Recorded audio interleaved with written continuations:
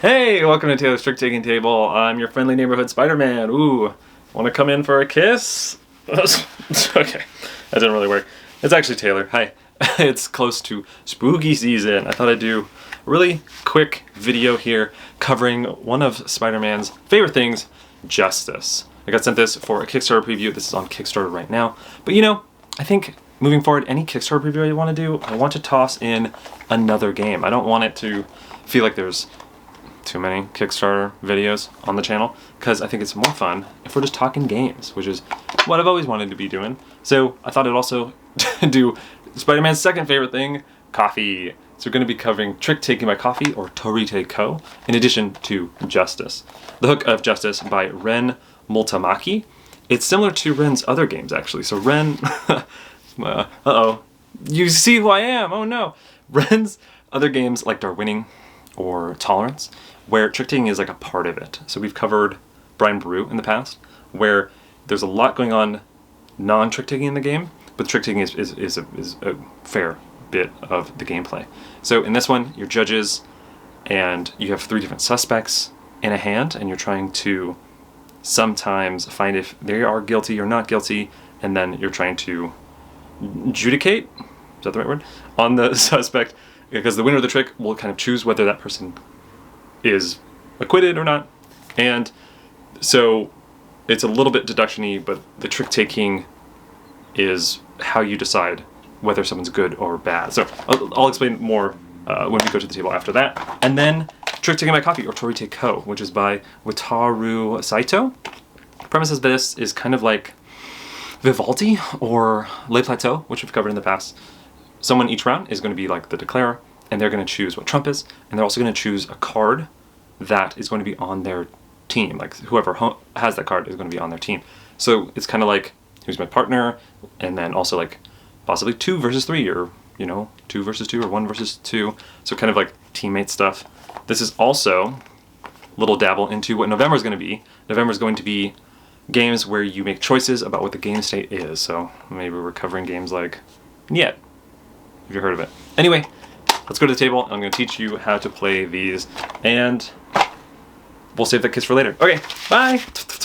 The deck in Trick Taking by Coffee is conveniently on the back of the card, which I absolutely love. I've never seen that before. Super cool. But it is 2 through 10 in 4 suits, and the base suit has an A star on it, which is like the strongest card in the game. And then also the second strongest card in the game is literally the T card, which again, you can kind of see this all on the back. There's the T, there's the suits, and then there's the A star up there in the top left. Here we have the game set up for 4 players, so depending on the player count, you're going to have cards set to the side and different number of cards dealt out. But at 4, you're going to have 8 cards dealt and 3 in the center. You're going to play rounds equal to the player, and each round someone's going to be the leader. That leader is going to call out a card that is going to be in the hands of someone. It could be any card, and that person is going to be on their team. So in this situation, maybe it was the llama T over here. They'll look at their hand, and they are going to call out maybe the T card because it's the second strongest and they don't have it in their hand. It could be in here, or it could be in their hand if they did want to just play alone. So it could be 1 versus 3, or it could be in someone else's hand, and it could be 2 versus 2. So there's going to be a leader team, which again could possibly just be one person, versus the non-leader team. After that, the leader is going to take any surplus cards into their hand. They're going to choose any to go back, so maybe they don't want the low blues, and maybe they'll just put all the cards that they drew back. And then they are going to declare a trump suit for the round.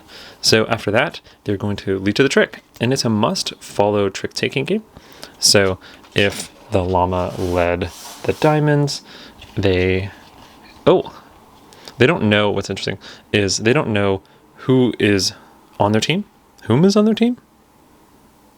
Who is there on the team? Who knows? Whom knows? So, like for example here, the tri player, since they are offsuit, they could play whatever they want. They could let the person know who's on their team early. Maybe they don't want to because they want confusion and maybe some other tricks. Who knows? So they, let's say the blue suit was trump. They're going to trump in here with the 4. So again, it still must follow. This player doesn't have any of those, so they are going to trump in with a high blue also.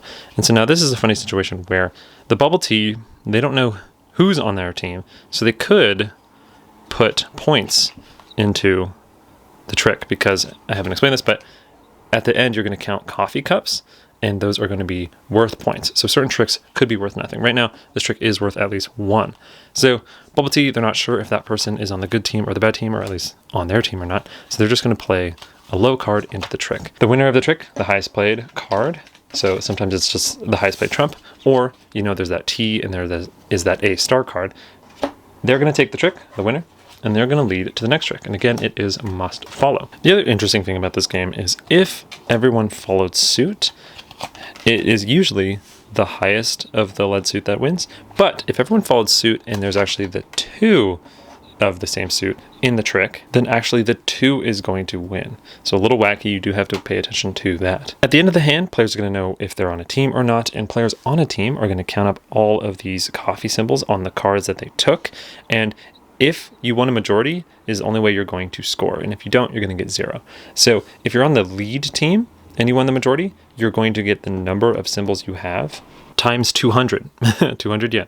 And then if you're not, so let's say the lead team lost and didn't get a majority of the coffee symbols, and the other team won, then they're going to get the number of symbols they won times 100. An important thing to note is you're always going to count any symbols on the cards that you tossed aside into the extra area here.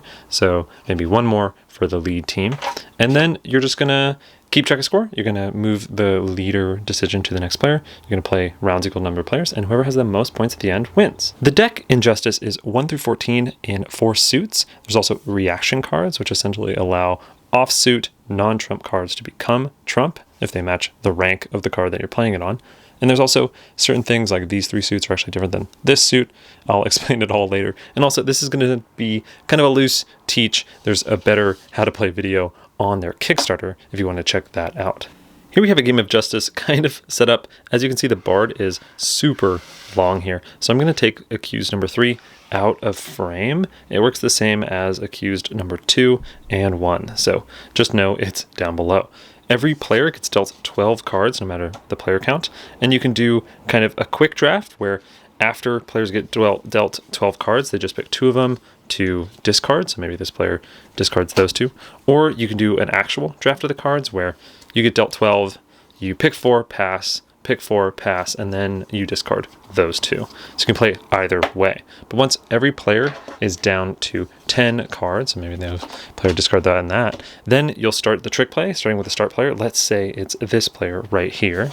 Before we get to that trick play, there is some board setup though. First, we have to determine trump suit. So there's a bunch of the suits in this deck here. You're going to shuffle and draw one of them, and that is going to be the trump suit for the hand. And then also, there's going to be the crime that's committed. This is just thematic, so you're going to shuffle these and flip it. So like this one is smuggling. Next, for each of the accused, you're going to shuffle these guilty and non-guilty cards and deal them on the bottom underneath. There's 3 of each. So if it could be all guilty, it could be all not guilty, or a combination of them. After you do that, you're going to shuffle and deal the different suspect cards, like these, and you're going to put them on top of the plea. So players don't know whether underneath it's guilty or not. That's part of the gameplay. And then finally, everyone is going to get shuffled one of these kind of alignments here. So whether you want to be a philanthropist or a truth seeker or whoever you want to be, you're going to shuffle and each player is going to get one. The trick taking in Justice is must follow. So the suit is up here in the top left with the rank right next to it. These numbers over here we'll all explain later, and the center is just flavor text. So let's say that for the first trick, they led a 3 in the blue testimony suit coming to or Porco Rosso. If this was their hand, they'd have to play one of these blues, so maybe they play that. And then finally, coming to up here, they would have to play possibly anything they want because they don't have anything blue. So maybe if they wanted to win the trick, they play that, because how it works is the highest of the lead suit who wins. If there's a trump suit though, it's the highest of the trump suit that wins. So this player up here would win. There's 2 other things that you can do besides just following suit normally. Each player actually starts with 2 tokens, which I'll put up now, and you can spend these 2 tokens to not only bow out of a trick, so you can kind of pass, but you also get a victory point, and you get to check underneath any one of the accused and see what they are. So like when it came to Porco over here, instead of playing this blue 4, they could have spent this, looked at the bottom of Commissioner Pete, found out that they were guilty, put it back, get a point, and they're out of this trick. These are called Soul Gaze tokens, and players get 2 of them per hand. The other twist in gameplay is if a player, maybe they were short-suited again, like looking over here, if they have a reaction card and it matches the rank of another card, a suited card, in their hand, they can play that. And what that does is it turns the card that was off suit into trump. So now this is a 2 of trump. It would still lose to normal trump that was higher. So maybe if the red 2, because that is the trump suit, was played into the trick, the red 2 actually would win. But this is considered a trump. So then after all of that, the winner of the trick actually gets to take a card from the trick and assign it to one of the suspects. And for example here, let's say these were the cards in the trick. Any reactions just get discarded. So as you can see, 3 of the suits, the non-star flower suits, have both a red kind of bad on the left and then a green kind of good on the right. So what this does is it's essentially putting that value onto either guilty or not guilty for that suspect. So if these were the 3 cards, maybe the winning player up there, top right, they were picking this one, and then they can put it on either side on any suspect. So maybe they put it on the good side because they want this person over here to be good. So that is worth 2 value. They could have picked this pink, and then those go on top or bottom. You can kind of see how the pink is there, or there, and then it's the red and green on the left and right. The hand actually ends when one player can't play a valid card, like they only have reactions left or they don't have any cards in their hand, and that player actually gets a point, so they're kind of racing to try to get out in a way. And jumping forward to the end of the scoring, you're essentially going to compare the left and the right values on the cards. So as you can see here, let me just lift up this simple example here. Ooh, don't want to mess anything up. On the right, they have 3 and then to 3, but there's also an important thing of you want to match symbols as well. So if you match a symbol, you actually multiply the value above it. And so even though it was 3 and 3, this symbol right here multiplied, and now this 1 is actually worth more because you count up the matching symbols and you times it by that much. So that would be 2 matching symbols times 1 is for 2. So that's actually 4 on this side and 3 on this side. So this person would be judged and they got acquitted, and then you would flip and see that they were actually guilty. Oh no, this was all wrong. So you're going to have 3 different kind of suspects, and you're going to know whether they got acquitted or convicted, and then you're going to flip and know whether they were actually guilty or not guilty, like if they actually did the crime or not. And that is also going to compare to what you wanted out of it. So all of the players, you know, they have their different things, like this philanthropist here. They wanted, whether the person was good or bad, they wanted it to always go to acquitted. So then you're going to get bonus points. You're also going to get bonus points for certain things down here. Like if all the suspects are acquitted, you will get 6 points. So players are kind of working toward different goals, and if you get that goal, then you're going to get more points. You're going to keep playing until someone gets 42 points, and then that player wins. So you're just going to play hands and hands and hands. And that's roughly how to play Justice. So that is how to play Torite Co and Justice. Let's talk about Justice first, because I haven't played it too much, just because I just got it for the video, and this will just be kind of initial thoughts. So I think you can kind of tell, first off, whether this looks interesting to you, also whether it looks good to you. It has a very particular art style, and also it's one of those games where, you know, trick taking isn't the only thing. So there's a lot going on. There's a lot of kind of deducing off of certain plays of what people do. It's cool that the cards have 3 functions or so, and there's a lot to kind of consider, or 4 functions, I guess, with the symbols as well. There's a lot to consider on which card you take, where you're going for, trying to deduce what other people are going for, and maybe working against that. But I, again, haven't quite played it too much, so take more of the gameplay into what you think about that game. Torite Co, or Trick Taking by Coffee. You know, this one's really interesting. So it plays 5, 4, and 3. Maybe other player counts. It plays 2. Yeah, I have not played it at 2. Sorry for the lights going dark. But I've played it at the other player counts, and it's interesting, right? So at 5, no cards cut.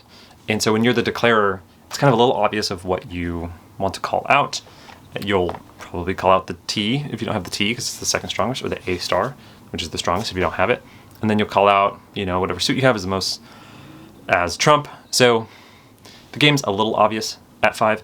At 4, it is a little bit more fun because you have cards that are cut, and sometimes you'll call stuff and it'll be in the cut cards and you'll be like, ugh, and you won't actually know if you're on a team by yourself until you look at those 3 cards and you're like, ugh, what I called was actually in there, which is really scary. It's fun to go 1 versus 3 in the game. And then the last version, which is 2 versus 1, might be my favorite, even though if I'm being honest, I don't know if I love this game too much. And the reasons why, kind of articulated before, like I don't like the perfect information at 5. And then at 4, what's really tough is usually it's just 2v2. And I think part of the fun of games like Vivaldi or Le Plateau is you're usually on a team with fewer players, but you have that choice of trump. You have that control, right? Because you're picking someone on the team with you that has a strong card.